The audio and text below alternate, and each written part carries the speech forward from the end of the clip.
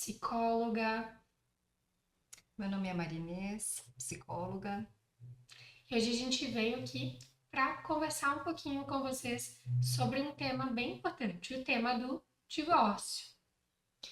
Então, né, Lara, acho que esse é um tema que, pensando assim, quem passa nas famílias que passam, acho que a gente busca também trazer mais um assunto relacionado à família, e essa é uma questão que envolve a todos, né? Então, esse momento ele pode ser um momento muito doloroso para as pessoas, mas também um momento muito traumático às vezes para alguns, né? E a gente vai estar conversando um pouquinho sobre como estar atravessando essa fase. Exatamente, hoje a gente quer compartilhar um pouquinho desse conhecimento com vocês. Então, né, a gente percebe que chega hoje cada vez mais no consultório também casais que estão pensando, né, estão num momento ali de crise e aí acabam levantando essas hipóteses. Acho importante da gente pensar que, e é o que a gente vai abordar aqui, as diferentes fases do divórcio. A fase pré-divórcio, o processo, né, de separação em si, que é o durante ali a dissolução do casal, e também o momento de pós-divórcio. Então, estes são os momentos em que às vezes acabam chegando, né, os casais, as famílias, em diferentes momentos, né? Não significa que o casal lá teve a ruptura da relação e que às vezes não possa vir por algumas motivações, às vezes vem em função de alguns acordos que precisam ser restabelecidos, né? Nessas novas vivências, nessa nova reorganização da dinâmica familiar. Então, a gente percebe assim que tem aumentado muito, são números significativos, falando estatisticamente sobre a quantidade aí de pessoas que estão se separando. E isso tem também sido mais possível, né? A possibilidade após aí a década de 70, que foi quando houve a legitimidade do divórcio. Exato, exato. Antes essa não era uma possibilidade, né? Alguns casais se desencontravam ao longo da relação, mas a relação precisava se manter, né? Então acho que é uma nova etapa possível dentro do ciclo de vida desenvolvimental, do momento, né? De desenvolvimento que ela é muito estressora, né, Marinesa? A gente sabe que dos eventos que podem acontecer a vida aí no ciclo familiar, um dos mais estressores, perdendo apenas para a morte, né? Então, bem relevante esse dado, né? Então, é um momento que também precisa se ter um cuidado importante, né? Falando das fases, como tu trouxeste, né? A gente entende que tem fases. Então, o pré-divórcio é uma fase que ela é um momento em que a tomada de decisão em si está acontecendo e para acontecer, né? Então a gente vai ter as questões emocionais ali se organizando, essa decisão em si, esse aspecto sendo trazido para a consciência, inclusive, né? De que talvez esta seja uma possibilidade, de que talvez o divórcio seja um caminho possível e adequado para o casal. Nesse momento é bem relevante porque lá no começo do relacionamento, né, a gente vê que o outro tem algumas qualidades, mas a gente também observa alguns defeitos. O enamoramento inicial faz com que a gente enxergue os defeitos de uma forma talvez menos pesadas para a relação. Isso, mais sutil. E quando a gente está na fase do pré-divórcio, a gente observa o fenômeno oposto. Na verdade, os defeitos passam a pesar muito, né, pro parceiro.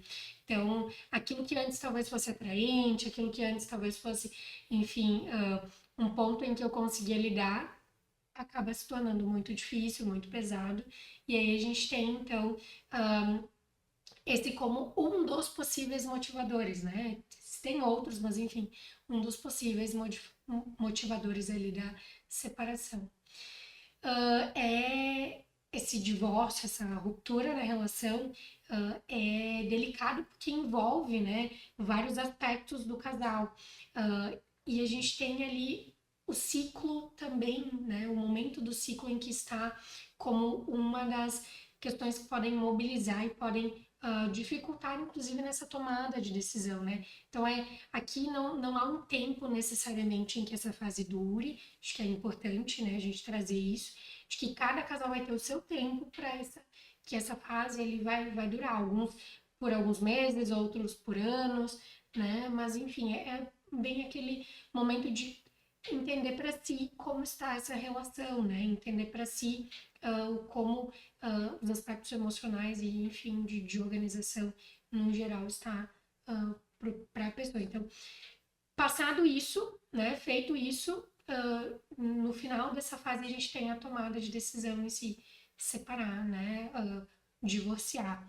E aí a gente chega então na segunda fase do processo. Mas acho interessante também, né? Perfeito isso que você falou, que você traz, assim, porque é um dos momentos de crise do que a gente vinha falando. E aí você falou ali do momento, né, em que perde somente para o momento de perda, né? Perda falando de morte em si, né? De algum membro, de algum familiar. E aí ele não deixa de ser, né? É doloroso porque não deixa de ser uma perda. É perda de vínculos, de contatos, é perda de uma estabilidade que a família tinha, né? Às vezes aquele relacionamento não tá mais bom, mas as pessoas chegam em casa depois de um trabalho, sabem quem vão encontrar, como vão encontrar o ambiente, sabem que muitas vezes o que cada um faz dentro de casa. Então, né, é um processo onde vai acontecer uma transformação, né? E esses movimentos aí que faz requer toda uma energia psíquica, mental, tem muito a ver, né, com essa saúde emocional e como as pessoas vão estar elaborando isso.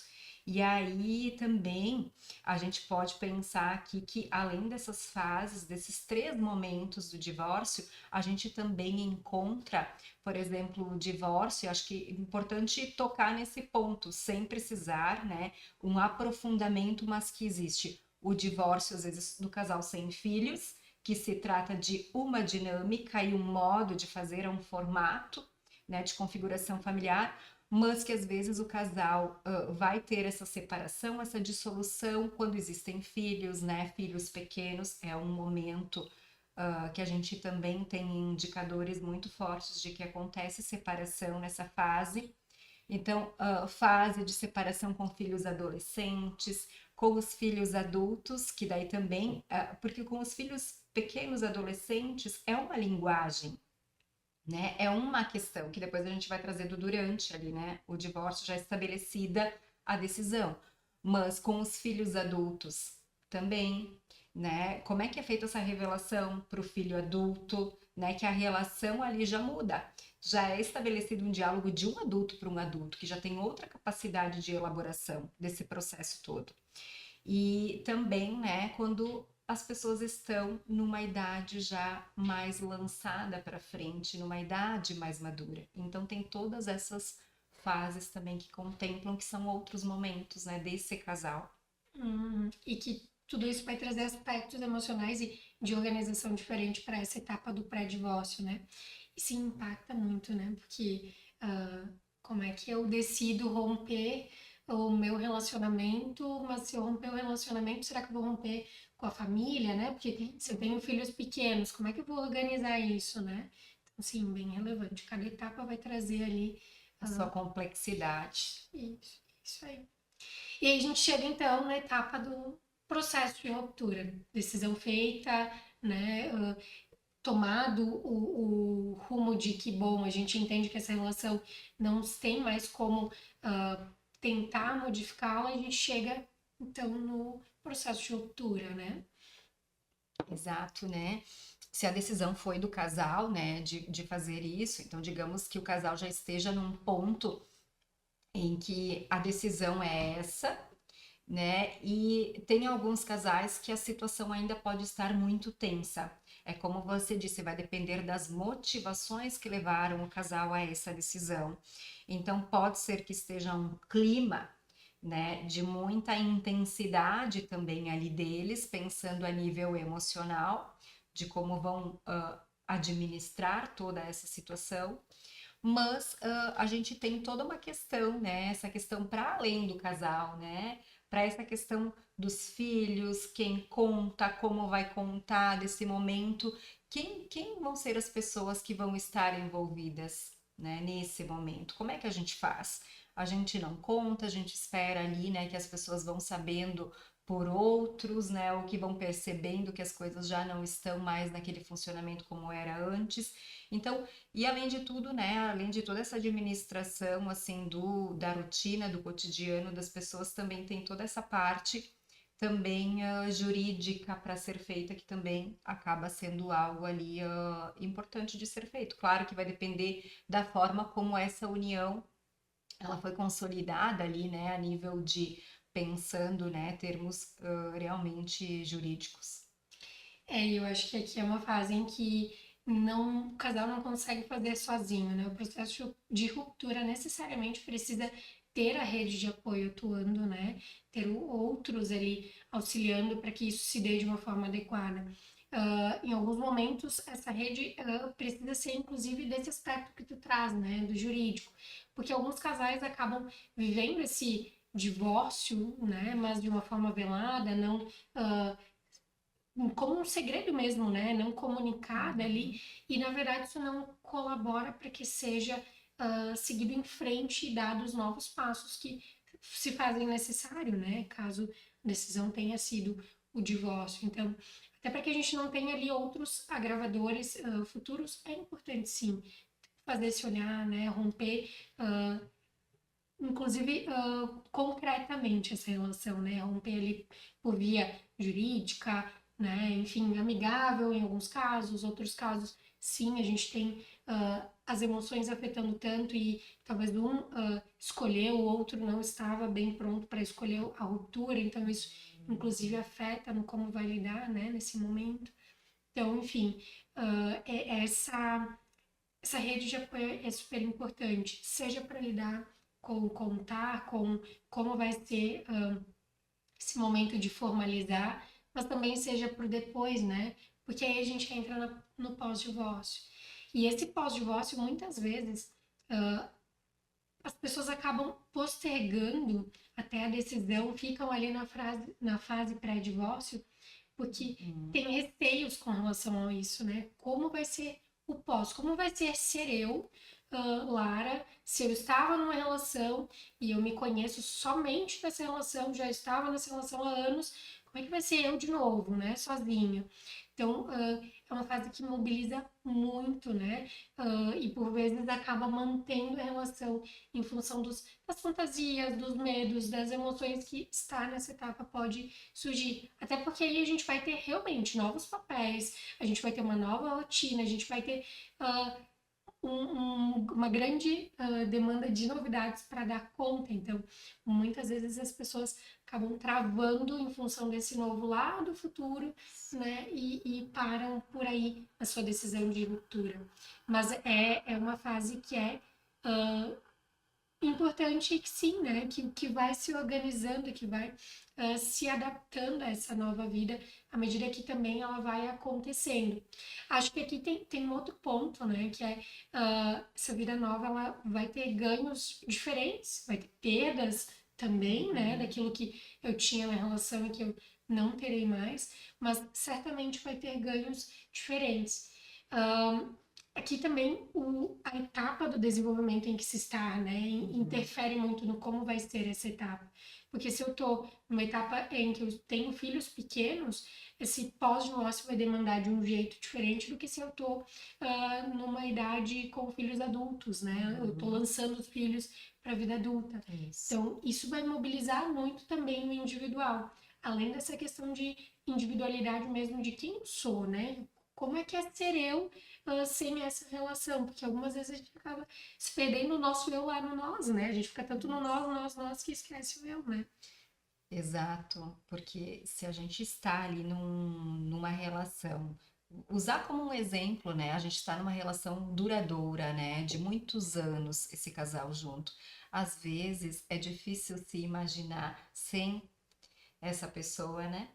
Porque é uma constituição de uma identidade que a pessoa vai ter que assumir, que vai ter que reafirmar, né, de novo, um outro modo de viver, onde a pessoa às vezes está tão vinculada aquele outro que fica completamente desestabilizado. A gente tem algumas pessoas que ficam desorientadas num sentido de que o que que eu faço a partir de agora, né? E quando tem os filhos, por exemplo, pequeno, é uma situação também muito delicada, porque além de ter que estar ali, né, administrando, fazendo a gestão dos seus sentimentos, das suas emoções, também vão ter os filhos, né? A preocupação de que esses filhos também estão sofrendo, de que como é que fazem, né, para ser menos dolorido, ou às vezes acabam, e a gente tem pessoas que acabam voltando muito para si, muito para sua dor, e também fica difícil conseguir atender também as necessidades daquela criança, porque tem uma fissura ali, né? E quando aconteceu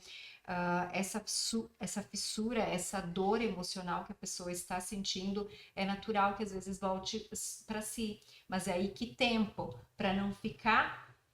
Porque o divórcio em si às vezes foi feito, mas o divórcio emocional tem pessoas que ficam anos e muitos anos ali que não se separaram dessa outra pessoa separou, constituiu, né, um recasamento, foi viver a sua vida e a outra, né, acabou paralisando ali. O fato de não ter outro recasamento ou ter outros parceiros, isso é uma decisão que cabe à pessoa e não necessariamente precisa ser assim, mas que também possa ser se optar por isso, por não ter outra pessoa, mas que ao menos, né, a gente diga que possa ter acomodado aquilo ali em si, porque vai fazer parte da história Exato. dessa pessoa. É um desafio, né? Acomodar tudo que foi vivido de uma forma agradável talvez seja mais fácil, mas as dores e as feridas que ficaram, né? Os sentimentos, emoções mais desagradáveis que se teve com esse parceiro, elas também precisam ser organizadas e, enfim, ressignificadas, né? Porque essa relação termina e às vezes essa dor permanece, né? Então é importante cuidar e fazer o que tu traz, né? Que isso é esse divórcio emocional, né? E esse divórcio emocional, pensando que às vezes tem filho, fica difícil, né? Porque às vezes fica vendo, né? Aquele ex, né, parceiro, ficam ali tendo ainda algum contato necessário por conta, né, de que houve uma separação do casal e que precisa também ter muito claro que não vai acontecer a separação parental, o que em alguns casos até a gente vê que não é o indicado, mas que acontece também, né? A gente vê ali muitas crianças, muitos filhos e que mesmo adultos relatam sobre a sua história que em função da separação dos pais vem um sentimento de filhos órfãos de pais vivos. Isso é muito delicado, isso causa assim uma série, né, de isso interfere, afeta a Deixa vida do marcas, né? sujeito. Isso, deixa marcas.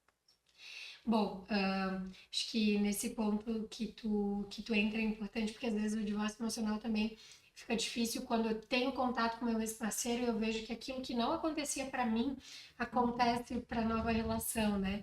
E bom, talvez essa relação tenha sido importante na vida desse outro exatamente para que ele se dê conta disso, né? Não é porque ele está fazendo para o outro que ele necessariamente foi ruim. Na verdade, ele tinha essa limitação e que talvez a relação que se findou acabou ajudando para que desenvolvesse essa habilidade, né? Certo. De Uhum. qualquer forma, a gente sempre deixa as nossas contribuições aí, né?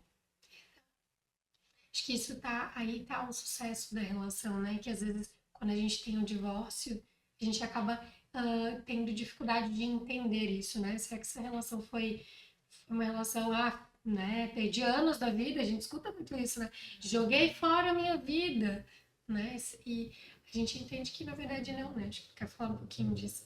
Sentimentos, né? Alguns acabam tendo isso e vão ter esse pensamento, né? Mas alguns acabam tendo também mais no início, depois conseguem reelaborar e ressignificar, que nem você falou, de uma forma diferente, mas em função de estarem muito envolvidos ali com os sentimentos de raiva, muito ódio, a depender, né, de como é que foi essa separação, do porquê também disso.